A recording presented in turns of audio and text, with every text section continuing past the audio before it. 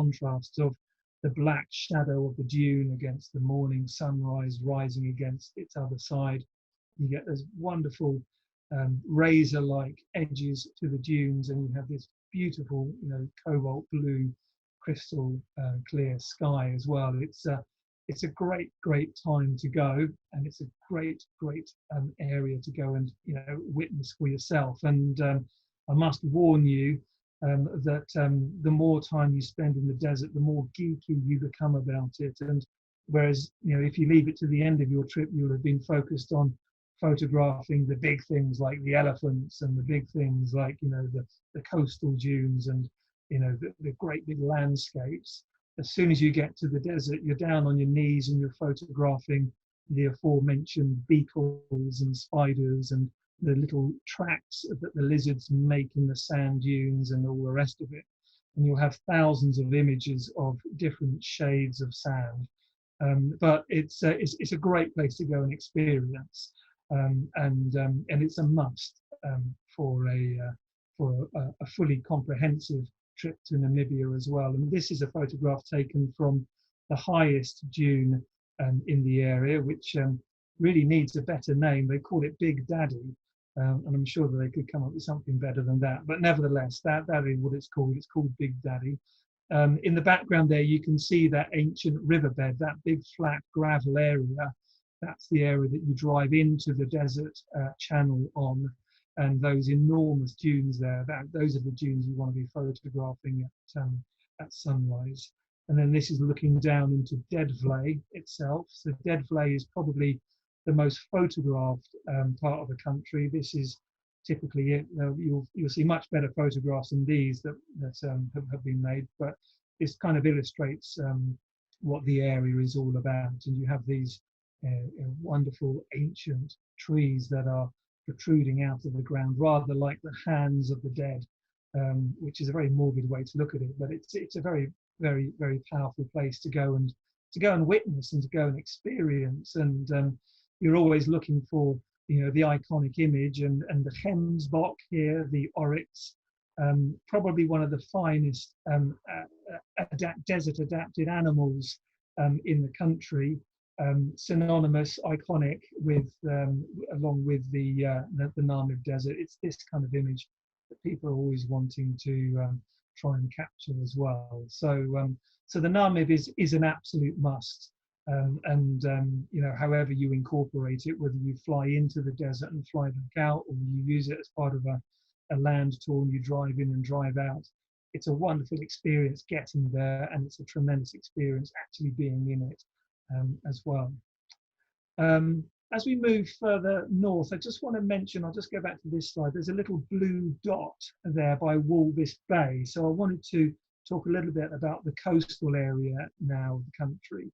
And Walvis Bay is a wonderful place to go and see one of the important congregations of wildlife. So I've mentioned, elephant up in Etosha, when the breeding herd come together, that's wonderful. But in Walvis Bay, in the Pelican Point Lagoon, the Walvis Bay Lagoon, there is another great congregation of animals, which are the lesser and greater pink flamingos. Before the rains start falling in Etosha, which is going to be in the end of October, early November, you want to try and go and witness the scale of the 30-odd thousand flamingos that are in the Walvis Bay Lagoon. Really impressive. There's a number of places where you can see the flamingos. That the main population, if you like, are in the lagoon itself, the coastal lagoon, you can also see fairly decent numbers, certainly thousands of them, just about 2 or 3 kilometers inland from the lagoon, where there are small little water lagoons amongst the very shallow dunes of the northern part of the Namib Desert. And photographing and seeing the both the lesser and the greater flamingos in that particular area is wonderful, with the backdrop of the Namib Desert. the orange dune of the Namib Desert, the pink of the flamingos, the blue of the sky, and some green vegetation there as well. You know, for the photographers amongst you, that's a great place to go and get the flamingos. But there's also other good bird life to be seen there as well. But yeah, it's well worth stopping in at, certainly for, you know, a day. And if you haven't got a day, then just make it, you know, a couple of hours on your way through. And we all know how to count the flamingos, don't we? Yes, you count all of the legs, and then you divide by 2. It's very, very easy. That's the best way to count the flamingos. So I'm going to move up further up the coast now from Walvis Bay, and we're going to go up the northwest to Skeleton Coast. So I mentioned Walvis Bay. You can see that there on the slide. We're going to go right the way up the coastline, and as you leave Walvis Bay, you go through a town called Swakopmund, and then really the coastal road really becomes the beach, and you will find yourself driving along the beach, and you know, the rugged, raw energy of the Skeleton Coast makes its presence known pretty much immediately. The wind howling, the Atlantic coast beating against the coastline, and then, you know, these wrecks of ships. Some of them you know, more recent than others. This is about 8 years old, this particular fishing trawler. So, you know, the Skeleton Coast and the Atlantic Ocean, you know, it can do an awful lot of damage, and it can easily beat the sophisticated systems, radar systems that even modern vessels have. But you do come across ancient wrecks as well. I'll say ancient, certainly older. This is about 30 years old. And then there are other wrecks which go back, you know, 70 or 80 years or so, some of them quite famous as well. But it's a very poignant reminder of just how savage this particular area of Namibia is. And for me, it's a must-see area of the country, because it really starts to separate itself at this juncture from other countries in Africa. Not only because it's got, you know, this savage coastline, but also because of the wildlife that is able to sustain itself in this, you know, incredibly challenging environment. And as you move further even north still, then some dunes start to rear up again as you get into what I would call, you know, the Skeleton Coast National Park itself. So this is heading right up now towards the border with Angola. But before you get there, there's another enormous congregation of animals, and this is the Cape Cross Cape Fur seal colony. Cape Fur seals are, you know, right the way up and down this northern part of the coastline, and in total they're numbering in their hundreds and hundreds of thousands. At the Cape Cross colony, my understanding is that there's about 100,000 for Cape Fur seals there. I think other people would say that there's many more than that, but that's my understanding. It's an incredible place to go. For those of you who have been there, I'm sure that you'll agree that as spectacular and as incredible as it is seeing that number of animals all in one point, you can only bear it for about half an hour before the smell overwhelms you and has permeated all of your clothes, and you have to leave. And despite the fact that you have washed your clothes that you are wearing there several times, it still smells of Cape Fur seals. But it is a wonderful place to go. You know, it's great for capturing some, you know, tender, gentle moments between mother and cub. But also it's a great place to go and see, you know, the spectacle of the Skeleton Coast. You know, you can go there on a beautiful crystal clear day, and you know, the noise, the cacophony of all of the seals barking at each other is wonderful. You can go there on a real howling hootley of a day, and you've got the noise of the seals, and you've got the drama of the Skeleton Coast and the Atlantic Ocean itself as well. And I've been there as well when the Cape Cormorants are migrating down to Lüderitz, which is in the very far southern point of Namibia, and they're going down there for the herring run as well. So you can see really wonderful things there. But yeah, I think most people can bear about half an hour there before they feel as though they've borne as much as they can with the stench. But the Skeleton Coast really is all about, for me, it's all about the wildlife in the Skeleton Coast National Park itself. And the wildlife that exists in the national park itself is really all down to these wonderful things, the ephemeral rivers. And for those of you not familiar with the term, an ephemeral river is basically a seasonal river. It's a river which is essentially dry, and it is utterly dependent and only dependent upon the rainfall. And it will be dry for the vast majority of the year, and it will only flow if there's enough rain that falls within its catchment area.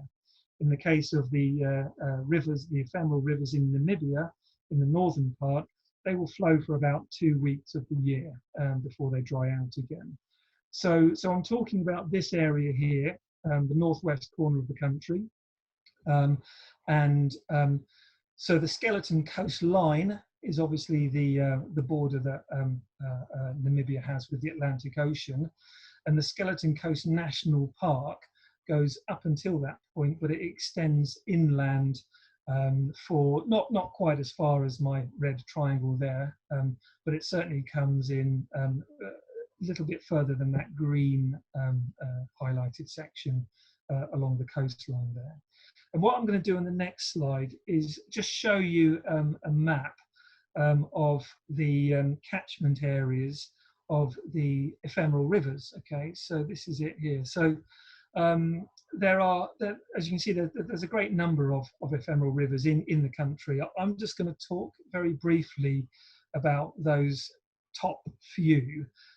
So I'm looking at really the top 9 or so, something like that.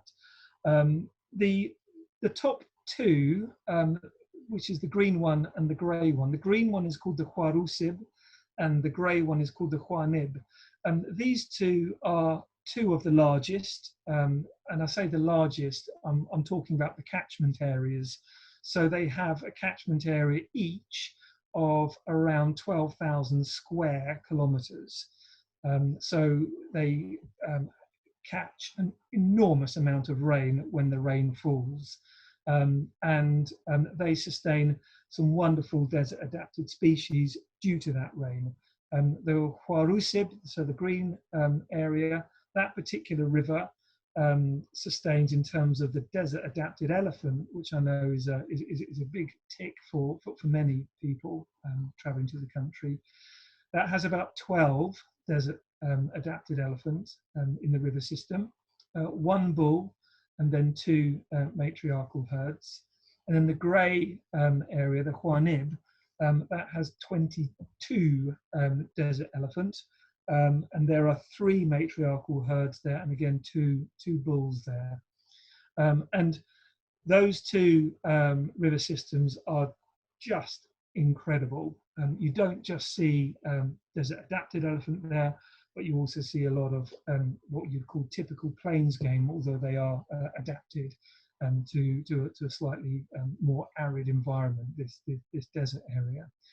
2 other rivers worth mentioning. The yellow one, which is in the middle, so the top yellow one, if you like. This one is the Uchab, and this is the largest of the ephemeral rivers. This has about 24,000 square kilometres of catchment area. It's absolutely vast. That farthest east end of the catchment area is actually inside the southeast corner of Etosha National Park. So it commands a massive amount of rain, and all of the river systems within that feed into that one river channel, which is the Uchab. And then above that you've got the Huab as well, and it is that one as well which sustains fairly decent amount of desert adapted elephant. There are 3 matriarchal herds that basically reside within the 2 river systems, both the Huab and the Uhab, and there are 3 bulls in that area as well. So that gives you an idea of the ephemeral rivers. In terms of, how they work and how and what they look like. Well, this is the Juanib.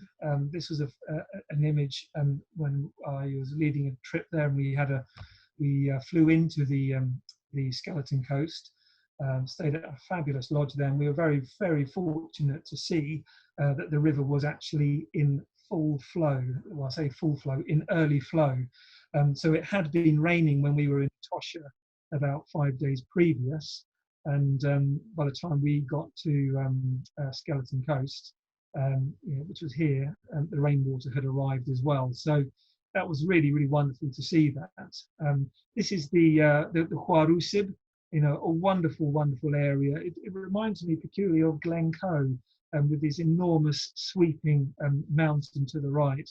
But you can see just from this image the amount of vegetation that comes into the area. So this is where, I was saying at the very start of the presentation, many people see, the country as a desert country, and I prefer to see it as an arid country because, it is dry, but within that dryness, there's an enormous amount of vegetation, and that vegetation, is there because there is actually a decent amount of water in the country. It's just that water is largely underground. The aquifer sustains, an enormous amount of vegetation, and that vegetation sustains an enormous amount of wildlife. So this is, down on the ground, obviously, seeing the river flowing. This is the Juanib again flowing out towards the Atlantic coast. And it really is a force of nature when it is in full flow. Those trees, when you go back after the flood, those trees will have other dried tree trunks wedged up in them that have been brought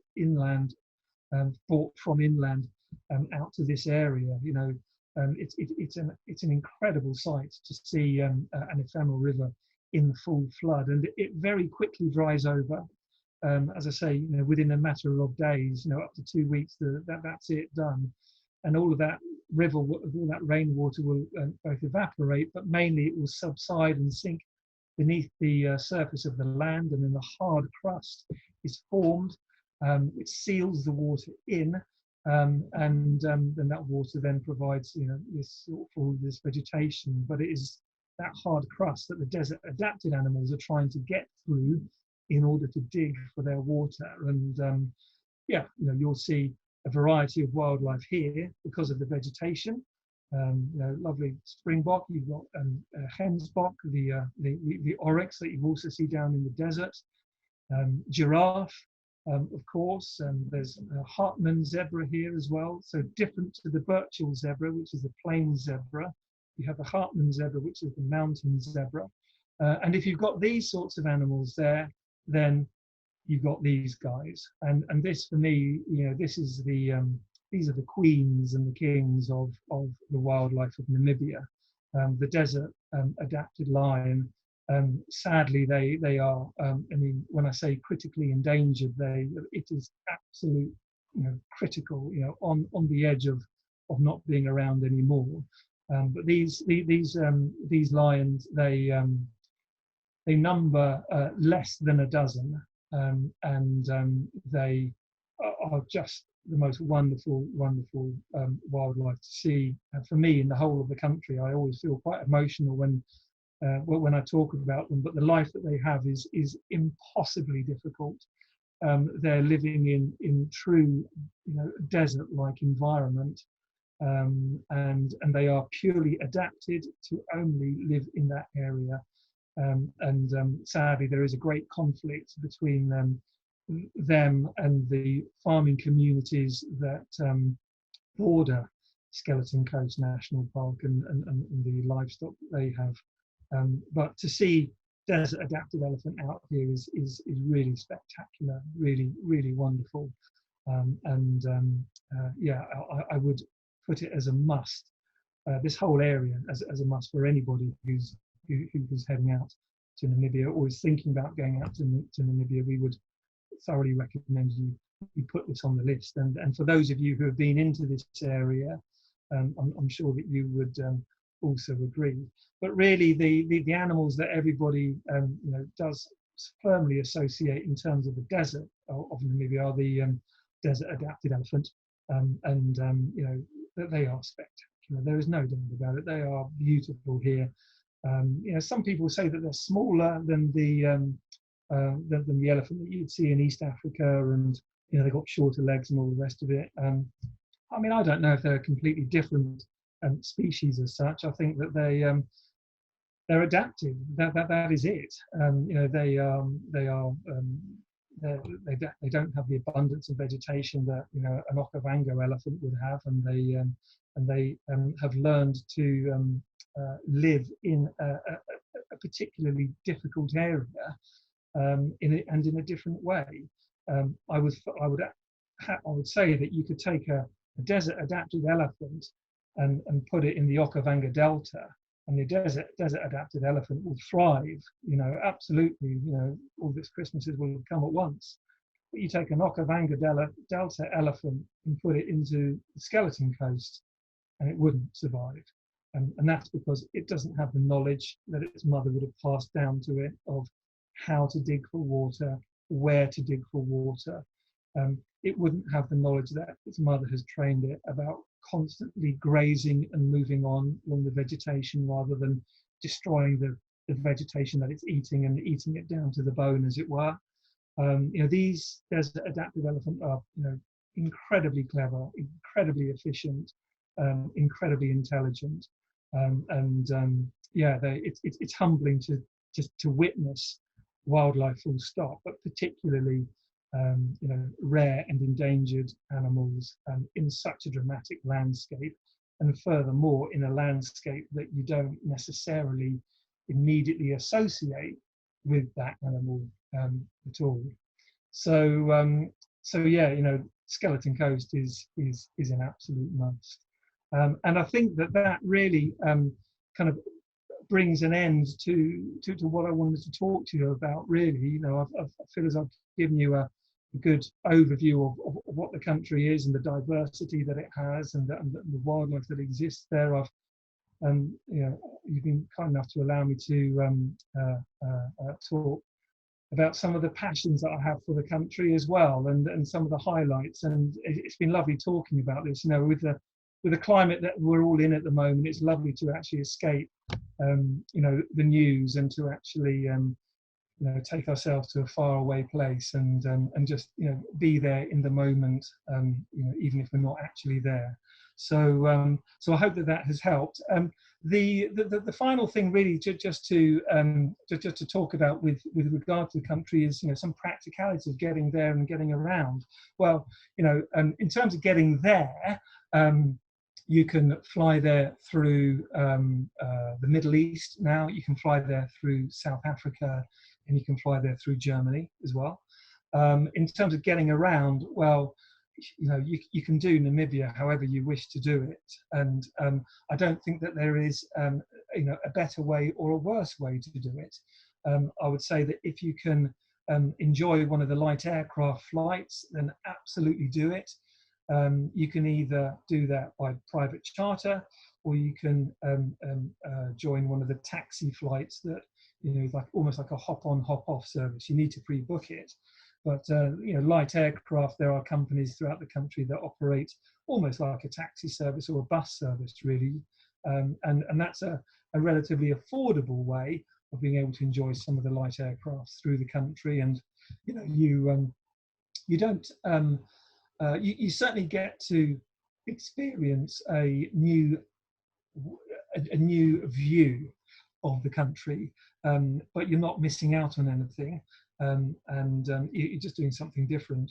It's wonderful traveling through the country by road as well, because the landscape is constantly changing. I mean, it is remarkable. You can be driving through this sort of landscape for a couple of miles, and then before you know it, you're driving through canyons and dried riverbeds, and then 10 miles later you're driving through mountains. It is constantly changing, and if you want to go completely off the beaten track, and have that truly socially distanced experience, then you can do that in Namibia, and with the right guide, or the right group tour, you can really find yourselves getting into some very, very remote and extremely beautiful places as well. So there's no advantage to doing it by road or by flight. Both offer brilliant experiences in their own right. In terms of accommodation, it's got everything you want. From this sort of way to do it, which is the way that I did it when I first went to the country. Simple dome tents on the ground. You can literally upgrade that if you wish, so that you can have your tent on the roof of the vehicle. You can do that as a self-drive. I've got to say, Namibia is brilliant for self-drive. Very, very, very straightforward indeed. And this is a great cost-effective way of combining accommodation and traveling as well. So yeah, this is my favorite, one of my favorite ways to travel through the country.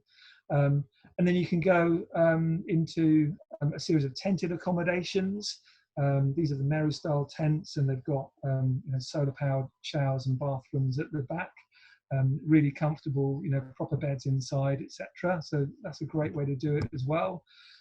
Wherever you go in the country, there's always going to be a comfortable lodge. There are some extremely luxurious lodges in the country, and there's some very good, what I would call, good 3-4 star standard middle of the road accommodations that are excellent as well. And they are in the most remote locations as well as the more popular destinations as well. This is a real favourite of mine, up in just on the edge of Skeleton Coast, in between Skeleton Coast and Etosha National Park. I've sat in that particular armchair reading a newspaper, having a sundowner, while in the background some elephant were walking through as well. So that was one of those moments that will live with me forever. But it's a wonderful country. It's it's pure escapism. It's pure indulgence. Whether you're wanting to do it on a limited budget, or whether you wanted to throw everything in the kitchen sink at it and do it, it's going to be cost effective. However much you pay, you're going to have an amazing time. And if you're not ready to go back to the more busy destinations in the world, or you're wanting to plan ahead and still have that feeling of solitude and isolation, and dare I say it, social distance, then this is perfect. It's absolutely perfect. It's just a great place to get away from everything, be on your own, or be with a very, very small group of people, and have entire landscapes to yourself, and not be jostling for position or feeling as if your personal space is being encroached upon. It's yeah, for me, it's everything that you want from a wildlife experience. It's got everything. So if you haven't been, you've got to go. And many people that I talk to about Namibia, they say, yeah, Namibia, I've wanted to be going there for a long time, but I haven't ever got to it. Well, just do it and just go. And for those of you who've been before, I'm sure that you feel the same as me, which is yeah, just go again, because no matter where you've already been in Namibia, I'm sure that I can find a place that you haven't been to before, and I'm sure that it will equally or even surpass your expectations and the experiences that you've had before. So so there you go. There's Namibia, and I did not do that in 40 minutes. I'm really sorry if I've bored you, or if we've lost some people from the meeting. Hopefully, we've still got approximately the same number of people.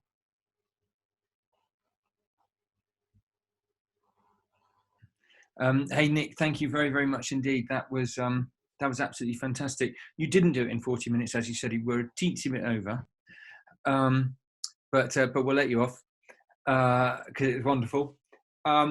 So I've actually got loads and loads of questions, and there's absolutely no way that we've got time to ask them all. Otherwise, people are going to be underneath their duvets with hot chocolate by the time we get to the end of it all. Okay. So, look, but I'm going to ask you two or three. We got some questions in beforehand, as Yeah. you know, but I'm just going we've to have had a a glass number of of water. questions during the course of your presentation. A couple of different people have asked a similar sort of question, so I'm going to kind of amalgamate the two. Um, um, and I'm going to say we need to be done to let the good people of the world disappear by 9 o'clock at the very, very latest, which is 15 minutes. But is there a best time to go? Just generally speaking, there's a second part to this, if I may. Is there a best time to go? Particularly, for example, for photographers. Many photographers like to have sort of quite dramatic landscapes, quite dramatic. Well, it's a dramatic landscape country anyway, but you know, dramatic skies, you know, gigantic clouds and all that sort of thing. And then related to that, regardless of whether you're a photographer or not, is it a year-round destination, or is it more seasonal in your view? Which are the best months to go? Okay, so I'll provide as concise an answer as I can. In reverse order, yes, and in my opinion, it is an all-round destination. In terms of year, you can go there from January through to December, and have an incredible time, no doubt about it. It's not you know, like East Africa, where you've got a definite period of time where you perhaps wouldn't want to go there. So I'd say yes, it is completely year round. You will have different experience though, depending on when you go, and you can largely cut that in half. Okay, so this is where I'll start to bring in the photography answer as well. So in terms of what's happening with the weather in Namibia, you have on go from October, or rather from November through to November. So in November, you'll get the early seasonal rain, and that is going to be, you know, an hour a couple of times a day. And that is when the wildlife starts to disperse. So if you're going to Etosha, you're still going to see the wildlife there, but it might be a little bit harder to find it, but you're still going to see it. It then heats up again over the Christmas New Year period about now, and then it gets very, very hot through January, when then in February, March and April the main raining season comes. Now let's just bear in mind, we've got to keep this relative. When I talk about the main raining season, it's relative into an arid country. It's not biblical rain, you know, for 3 months. It's, you know, it's heavy downpours that are relatively short-lived. And then from May, June, July, all the way through to November, it is getting increasingly dry, and there's little to no rain during that period. And so therefore, that is a really good time if you want to max out on the wildlife experience, is full stop, and that is your main agenda. Then you want to go through July, August, September and October, because it's getting increasingly dry, increasingly hot, and therefore the abundance of wildlife, those concentrations of wildlife that you're going to see, for example, in Etosha, are going to be at their absolute maximum. For wildlife and wildlife photography only, that's the time to go. For landscape photography only, so for beautiful coloured landscape photography, I think that the perfect time to go is April or May, because that is when the rains are coming to an end. So you get beautiful desert grass at that time. You've got beautiful clear sky. You will see, you know, wonderful cumulus nimbus cloud formations, but really importantly, because the ground then is, you know, relatively wet, it's been packed down by the rain. You don't get this kind of dust haze in your landscape photographs. You get a beautiful crystal clear blue sky, and you get a stunning array of colours on the ground as well. And that is that quite simply is it. But as I say, you can go in, you know, from January through to December. You know, you're going to have a great time whenever you go. You know, even if you go in that, you know, main raining season, you know, the desert it doesn't get an awful lot of rain, and you're going to see it at a time when the desert grasses are coming out, which is stunning. And then when you go up the Skeleton Coast, up the coastline there, that's a beautiful time to be there as well. Slightly harder to see the wildlife in Etosha then, but the wildlife is still there. You just got to deal with quite a lot of vegetation in the way of things. That's great, Nick. Thank you. There've been a couple of questions about the birding side of things, and I know you've mentioned it just now, and you mentioned birding one or two occasions during the course of the talk. In relation to that, you mentioned the flamingo lagoons. Yes. Someone, Louise, in fact, has just asked, could you possibly remind us where that is? And before you do that, or rather, as part of your answer to that, I might just sort of bring in Caprivi Strip, which again you mentioned. But a couple of different people have asked about the Caprivi. One person possibly considering the idea of combining Caprivi with Etosha and possibly doing Caprivi by boat. I mean, I would have thought that would be a wonderful idea. And someone else asking about accommodation and transport in the Caprivi area, thinking of it particularly as a birding destination, which of course, I mean, I know from my own experience, it really is one of the best, one of the very, very best places of all. Yeah. Okay, fine. So here's a map of Namibia. Okay, so flamingos, that's Walvis Bay. So over on the Atlantic coast, midway up the country, Walvis Bay. So the flamingo lagoons are there, and that's Pelican Point, and that's where you're going to see the resident or the largely resident colony of lesser and greater flamingos that are there. They will migrate, if you like, overnight up to Etosha National Park when the rains start to really fall in Etosha. So you won't find as many flamingos, or if any at all, in Walvis Bay in, for example, February. They'll all be up in the very, very north corner of Etosha, which is nigh on, well, no member of the public can go up there at the moment. So that's the flamingos, Walvis Bay. In terms of Caprivi, right the way up there on that bit of land that is penetrating inland like a finger towards the the Victoria Falls, in fact. So that's Caprivi Strip, or we should call it now, Bwabwata National Park.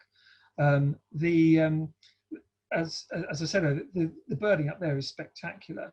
It is not often visited by people who travel to the country, certainly for the first time, because people tend to do Namibia as a circuit, either doing it clockwise or anti-clockwise. And incidentally, whoever may say to you that you've got to do it one way or the other, don't worry about that. It doesn't matter which way round you do the country, you do the way you want to do it. There is no right or wrong way to do it. But because people tend to do Namibia as a circuit, Caprivi is often left out because you can't do a circuit that goes in and then comes back out again and carries on.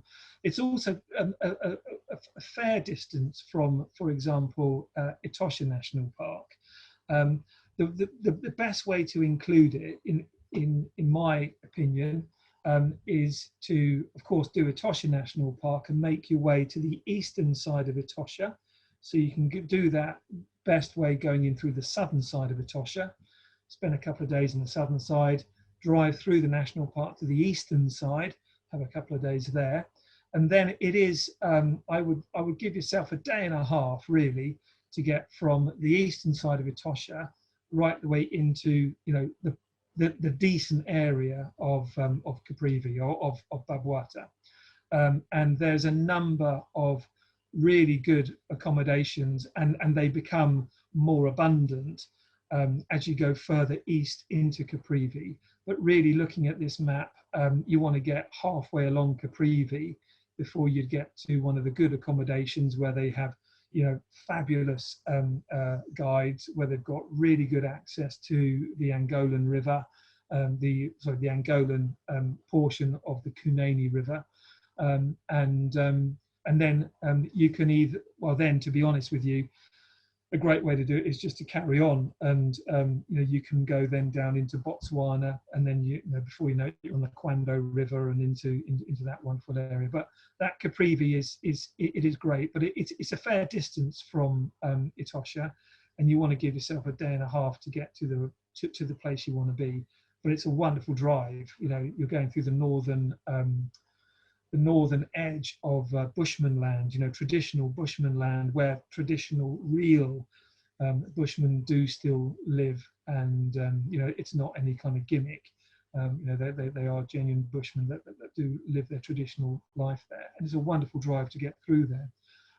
Transport in the country, you can forget about public transport. You should self-drive that, or you do it as part of a group tour. But there's no buses or that kind of stuff that can get you there.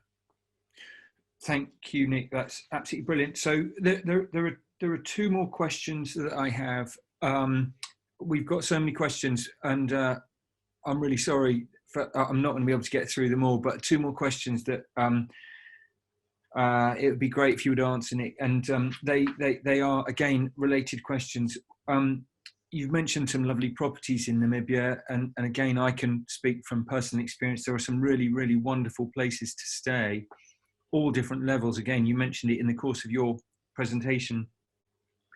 Are there still some of the smaller properties around, perhaps those that are a little less opulent than others, that have got great character and substance, if you like, with tremendous guides that aren't necessarily, sort of the gold taps and gigantic double beds, and that's sort of the first question. And I think related to that, it would be really nice if you were able to mention a couple of things about the trips that you lead, if you like, in Namibia, and that I think should really be where the questions end for now. Sure. But then I'll once you've answered those, I'll just say 1-2 more bits, and then we can wend our merry ways into the rest of our lives.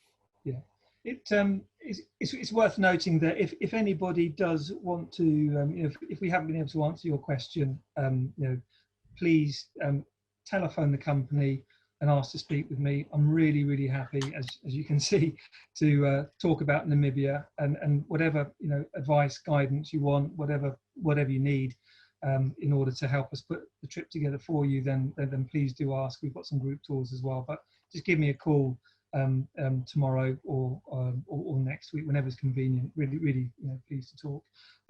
So the questions about accommodation and the less super duper high end, and believe me, there is some exquisite, outstanding, remarkable accommodations in Namibia, but Namibia has also got a really good array of rustic, earthy, and community-led accommodations as well, and that is throughout the country. I would say that. I mean, particularly around Etosha National Park, there are some great accommodations on the western side that are, for me, beautifully positioned. They're slightly out of the way, so perhaps they don't have the kind of immediate access that some people may wish to have to gain more prompt access to wildlife. But in terms of their beauty location, on the western side of Etosha, there's a couple there that are in the Hoboteri concession, which are particularly nice. In the Skeleton Coast National Park, to get into that pristine area where all the desert elephant are, I'm afraid your options are somewhat limited there, because the high-end accommodations, and there's only 3 or 4 of them, but but they are in there.